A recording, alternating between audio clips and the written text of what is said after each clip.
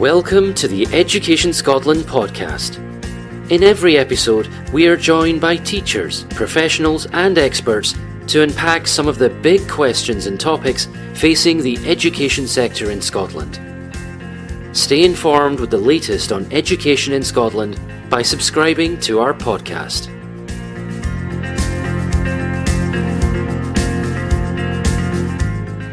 Welcome everyone to another Education Scotland podcast where we are talking to some colleagues in the parents and families world, and today we're going to focus on dads and the engagement of dads.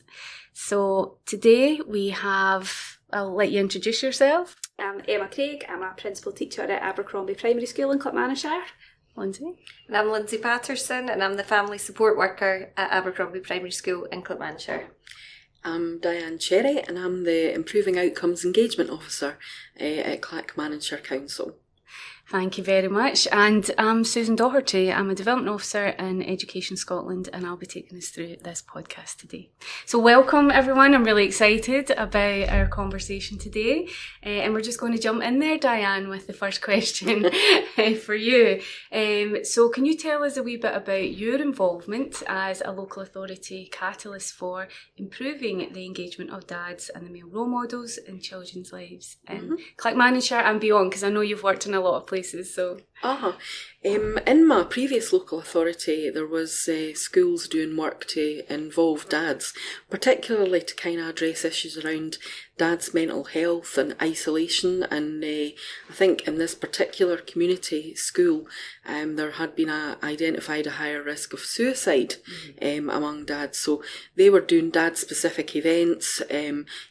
Basically the head teacher and the chair of the parent council were the only two women in the school when they were having these events. So beat the goalie and all that kind of thing. But it was really about bringing dads together for wider benefits other than the education of their children, but sort of community and empowering dads and making that those connections and breaking the social isolation.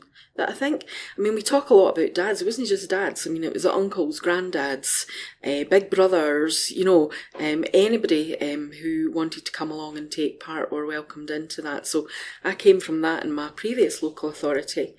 And when the opportunity came to do the Fathers Network Scotland training, and those were in the days where you could go in person. So I remember those days. I remember going through to Edinburgh. I think this must have just been shortly before COVID. To listen to their research, to talk about good examples, and I think to issue challenges to local authorities and schools as well, to say, okay, research has shown that when dads are involved, the outcomes for children and young people are better. So what are you going to do about it? So at that point, I had gone back to Clacks. We wrote an action into our parental involvement strategy at that time about trying to involve dads and also recruiting dads champions in schools. And catalyst is a good word actually, Susan, because I see myself as a catalyst. I'll offer these ideas and examples and why have you not, why would you not want to try this or could you try that? And some schools will embrace it and some schools have got other priorities that they're working on. So I had gone along and said, okay, Dad's Champions, there's also a How Dad Friendly is Our School audit. Can I come and help you through that? Can I walk you through that? And let's see what that throws up and see if we can identify any areas for improvement. So I suppose I have to say that the ladies here from Abercrombie embraced that with both hands, and that's why we're here to talk about that today. Perfect. Thank you, Diane. And for those that are listening, you can find out a wee bit more about Fathers Network Scotland on another podcast where they are sharing their most recent research. And I think for all of us, research is really a foundation by which we build our programmes because we want whatever we do to be evidence-based. So the good thing about that particular research is it's longitudinal now. But some of the statistics are quite challenging, particularly for those that are trying to engage dads, but the benefits are just unbelievable. And to talk a wee bit about what that looks like in a local authority level and when that research is being embedded, we do have Matt and Lindsay. So I'm going to ask a question, and you guys can decide who wants to answer, or you can just jump in one after the other, totally fine. But so Diane's very eloquently told us about some of the kind of local authority strategies, but it would be lovely to hear how you guys have actually get engaged with that particular focus on engaging dads in your particular school.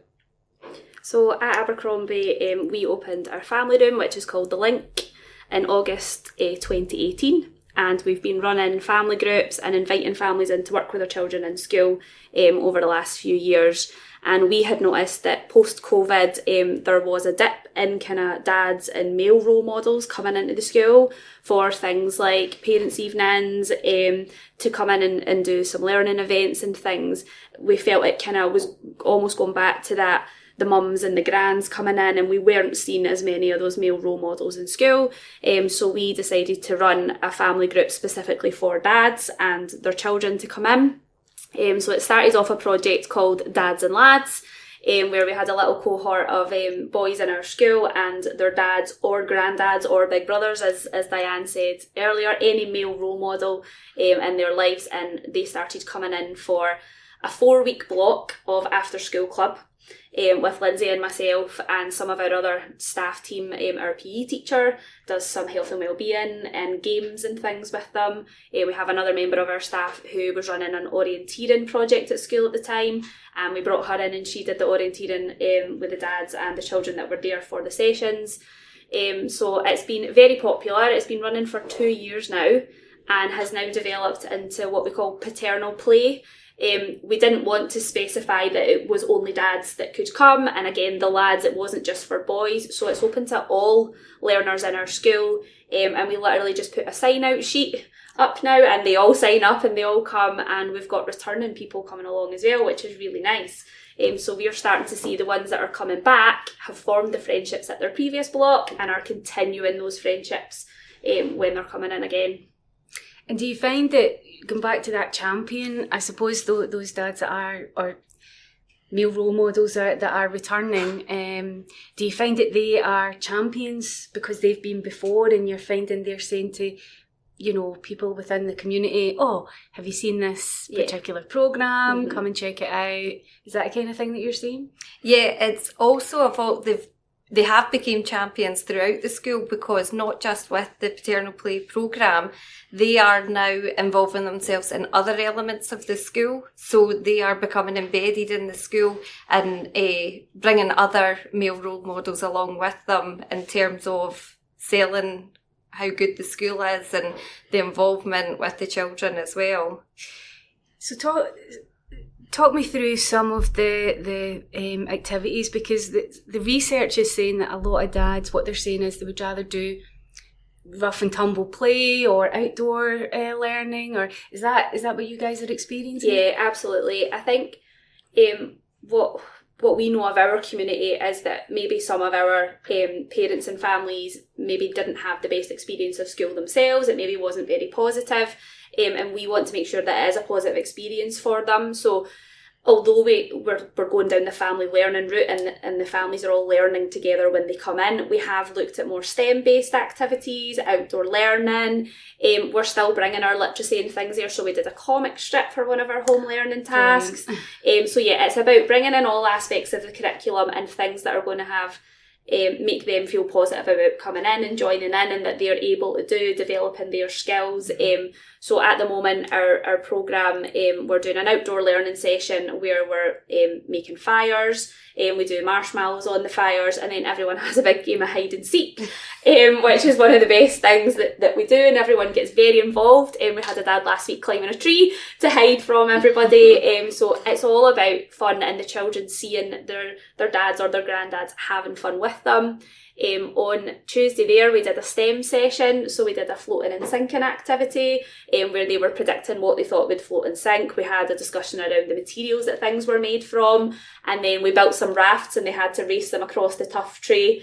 And we finished with a Kahoot quiz, which got very competitive, with the dads guessing all the flags from the different countries. So we're trying to bring in different aspects of the curriculum and showing them also the kind of things that their children are learning in school already. And then each week we try to send home a home learning task so that there's an activity they can do at home and then bring it back the following week. So as it was our STEM activity this week, they've got paper aeroplanes away home with them, and when they bring them back on Tuesday, we're going to fly them and have a race and things with them. So it's about building the connections in school but keeping that going at home, and that's why our family room is called The Link, because we want the links to be between home and school, the staff, the parents, the children. So it's building those connections and links for us. And fun. It sounds like a lot of fun. Yeah. It's loads of fun, and I think that with our programme, and all the programmes were very responsive to what the parents are wanting and what they need and what they really enjoy doing with. So as the programmes evolved, it comes from the response of the parents, their feedback, making sure we're catering to what they would really enjoy doing with the children at school, as well as covering all the sort of curricular areas. So as it's evolved, it's grew arms and legs, and we have to keep coming up with new ideas because of the returning dads and granddads and uncles. But I think you touched on a really important point there, that it is evolving, but it's evolving because you're consulting with the dads and lads or the whoever it is that's coming in. So there is that consultation process where it's not just you guys thinking, oh, here's something that we think you need. They're saying, no, we'll tell you what we need and we'll tell you what our interests are, and that creates a programme that people are coming back to. Yeah, and we send out a wee evaluation at the end, and we always ask the parents to do it with their child as well, so that we're getting the children's views as well as the parents. What activities did you enjoy? Is there anything you think we could improve on?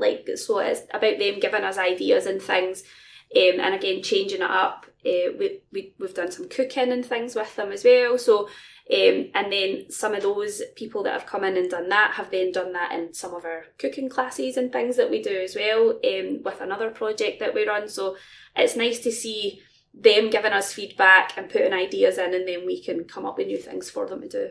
We think it's really important to be inclusive as well. So knowing the different backgrounds that people come from, the experiences they've had, so we make it really achievable and inclusive for everybody who's attending the sessions. Like the home tasks, as Emma said, it was paper airplanes going home. We could give them that for going home. They didn't have to source anything themselves, and it would be super achievable, not too time consuming, and they'd be able to come something back. Fun that they can do together at home and spend that quality time together. That's the feedback that we've been getting so far, is that this has given a lot of our families the opportunity to spend that quality time together. They're not at home worried about the dishes in the sink. They're not at home worried about the washing needing to go on or getting to football training or whatever it is. They've got an hour and a half with us. We're providing the tea and coffee and the biscuits, and we're providing the activities, and they can just spend quality time together, which is the most important thing. You touched on a wee, again, another important point around reducing the costs, right? So cost is a barrier to participation, isn't it? Have you had to address any other barriers to participation, like childcare or, shared childcare with separated parents, work commitments, which is why we made the programme only the 4 weeks.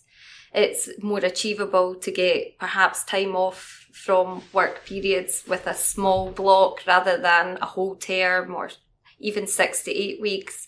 And we also kept it flexible, as in it didn't have to be the same male role model. They could bring granddad 1 week, dad another week, uncle. Keeping it open and keeping it really achievable for them to attend, for the children to attend all the sessions. And you mentioned before about it being responsive, so I think that's also part of that, breaking down barriers, where if something emerges, you guys are responsive to the needs of the families so that you can pivot really, really quickly. Yeah, we had one of our dads in our last block was coming along with his little girl, and then his stepson was going to need someone to look after him after school that day, and he texted me, said, I don't know if we're going to be able to make it today because I've got the wee one. I was like, just bring him along. So he came along as well, and that's something we do with all our groups. If there's preschool children there, if there's babies, we want them in as well. We have resources in our family room specifically for the little ones to come in and join in as well. So we love seeing them, and then when they come to school, they're familiar with us and they're familiar with the link. So again, it's making all these connections with the whole family, which and is relationships. Really nice. Absolutely, yeah, because that's one of the foundations by which family learning sits, isn't it? You know, build those relationships, trusted relationships, transparent relationships, and fun relationships. Yeah. and we're seeing the relationships have built up over the 6 years that we've been doing these projects, and there are more parents coming to us if they need some support or if they've got questions, so they feel like we're approachable. They can come in and chat to us. You can see the relationships forming in the playground with our dads and people that have come to the groups. You can see them saying hello to each other in the morning. You can see them standing with each other at pick up, having a chat and a catch up. So that's been really positive for us to see the impact of those relationships blossoming and continuing, even though the 4-week block has finished. They're continuing on, which is really nice to see. That is, I think, it goes back to your point, Diane, about those relationships and the impact that can have on dads who potentially might feel a wee bit isolated within their community. And sometimes when it comes to programmes that are set up, it's maybe mums and toddlers, or some of the language around engaging dads maybe needs to catch up with what's needed. I think I'm impressed anew every time I hear Emma and Lindsay talking about what's happened at Abercrombie, because I think starting from that 4-week block and what you have now, it's been an incredible journey, I think, and dads are benefiting from it. They're much more visible in school. That visibility of male role models in school, sometimes particularly for primary schools, that can be difficult where a lot of the teaching staff are female. I think I'm reminded of one particular dad, and I've kind of changed some of the details to protect his privacy, but he self-confessed as being quite shy, and he had just split up from his wife, and he wanted to make sure that he would keep tabs on what his daughter was learning in school, and he thought, well, I'll go along and I'll join the parent council, because that'll be one way of finding out. And he did confess that it was quite intimidating, because it was a bunch of women sitting around the table essentially, and he was the only man there. But within 6 months, he was the chair of the parent council.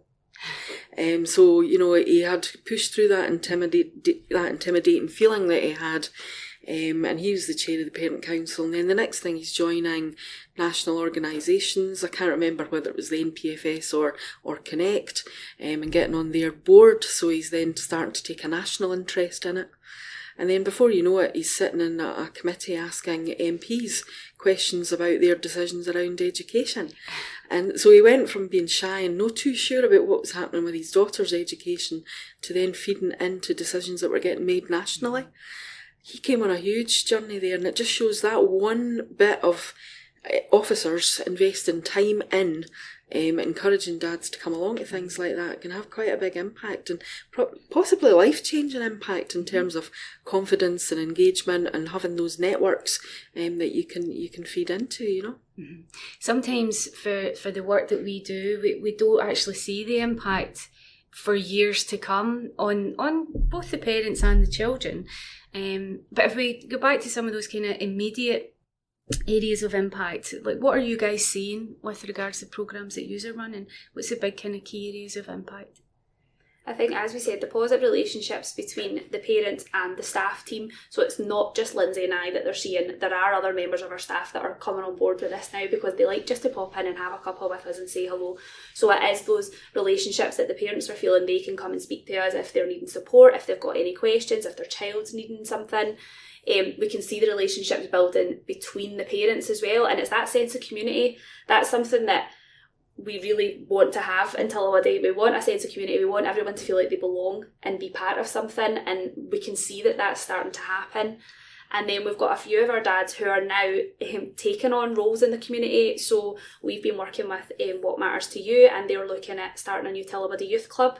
And some of our dads that have been at our groups are going to be on the committee for this, and they're going to help run the youth club in Tillawaddy, which is them wanting to give back to the community.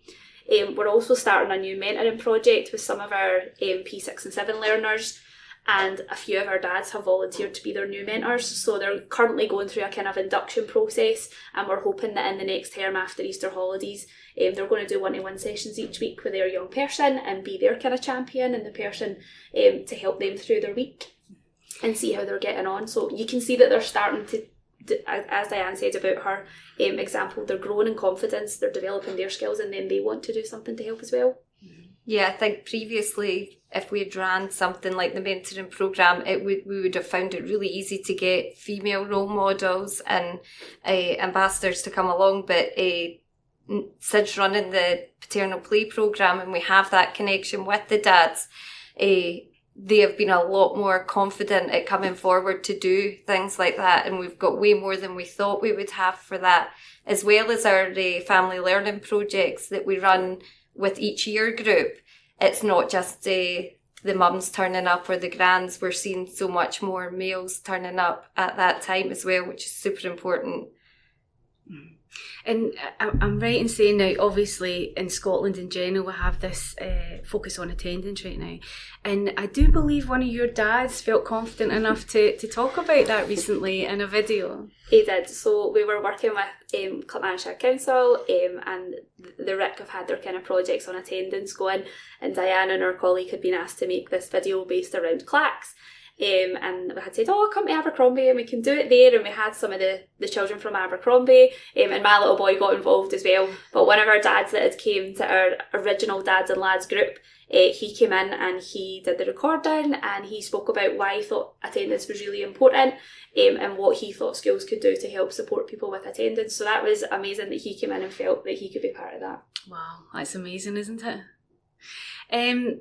So I guess we're probably going to round off the session just now, and I always like to ask people if you, because it's not a consistent picture across the country with regards dads groups, but I think there's a willingness. It's just how people then start that process. So I wonder if you guys have any top tips for practitioners. Diane? I absolutely do. I think this came from the Fathers Network Scotland training as well, right? And there's all the, the research and all the data and all the dad-friendly audits and things like that. And I really go back always to this idea of having a dad's champion in every school. And see if it is as simple as someone sitting in a meeting saying, what about the dads? How can we involve dads? Have we thought about asking dads? How are we going to get dads? Is that interesting to dads? And it's almost like being the stone in the shoe that gets the attention, and stay. It used to be, what about parents? What about parents? What about parents? But if there's somebody sitting there in practically every meeting in a school, somebody that is going to just constantly be saying, how are we attracting dads to that? If we're having an event, if we're having a come and stay and play, stay and learn, whatever, what about dads? Is it attractive to dads? Are we going to get dads coming through the door? And that, I think, is the pebble that starts the avalanche off. So I would say that the simplest tip of all is just having someone whose job it is to sit there and keep dads in mind and say, what about dads? How are we getting them in? How are we going to draw them in? And if that starts this avalanche that these ladies have been on in Abercrombie, then so much the better. And if you actually get to run projects specifically for dads, or if it was mixed as well, make it fun, make it achievable, make it inclusive, and feed them, and they will come. It's always our motto. The kettle is always on in the link. They're always biscuits, or we're cooking, or we're doing something. So, yeah. Things that are going to engage them. Again, ask them what it is that they would like.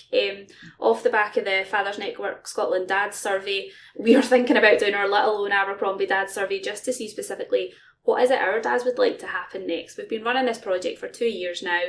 What aspects did they really enjoy? Where could we go next? So we need some feedback from them as well. Ask them what they would like. Ask them what's going to benefit them. Ask them what their barriers are, and then see how you can overcome it. it's the most simplest things, isn't it, that really make a difference, and it's achievable for others just to have that consultation built in, have a champion, and then look where they could be. You guys have got these dads and uncles and grandads that are really part of your school community, and probably, even though you're evaluating the impact, you probably don't even know half of the areas of impact that you've actually had on these families. So well done. I think one of my favourite things was actually one of the mums gave us a bit of feedback Oh. and said that she thought her husband was feeling a bit sceptical about coming and wasn't really sure what it was going to be, and over the 4 weeks she saw the change in him and how much he was enjoying it. So that was quite nice to actually get the perspective of her saying, oh, he was a bit unsure about coming but actually loved it when he was there. So That's that great. was really good. That is lovely. It is lovely. I remember there was a project years ago, and it was in Dumfries and Galloway, and they spoke about a dad's group, and it was just the first one that they had. And they had a photographer. So they said, no mums at all. No, we don't want you there. And a lot of the mums did come down with combs, and just to make sure the dads had actually, brushed the kids' hair and stuff like that. But the dads were fine. Mums are okay to let the dads be involved. Yeah, absolutely. The impact is huge on them. Well, I suppose I just need to thank you guys for coming along and doing this podcast with us. It's a really important area. It fits in with the most current research that we have right now from Fathers Network Scotland.